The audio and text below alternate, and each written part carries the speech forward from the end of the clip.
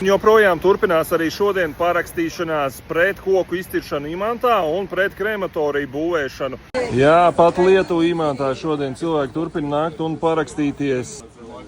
Un tiem, kas te saka, neko jau nepanāksiet, sen jau viss ir izlemts. Nē, tā ir Verga un Kalpa domāšana, kas ir jāizskauž Latvijā. Ļoti daudz jau ir panākts. Te tagad ir nācis gaismā, kāda korupcija visdrīzāk, manuprāt, iespējams tam visam stāv apakšā, ka te šodien ārkārtas sēdēja atkal Kotelo un Andrejs Urtāns tur tāds tagad, kurš nezina neko, kas maksā, jo esot komerc noslēpums, nezina, cik nedrīkstam mēs zināt, cik nocirst maksā, cik stādīt jaunus kokus maksā, un respektīvi tur visi tie projekti, kas Rīgā ir, visas tās dārgie soliņi, tur šūpoles dārgās, ja izrādās viss, tas Urtāns tur ir taisnojies, ka tas viss tik arī maksā, tā nu mēs ticam, ka tagad šis te projekts maksā 13 miljonus 7 km velocēliņš, tā kā vajag vienmēr iestāties, darīt, vākt paraksts, jo tad procesa laikā nāk gaismā brīnum lietas, kas šeit tagad atklājās, tāpēc mēs to turpināsim.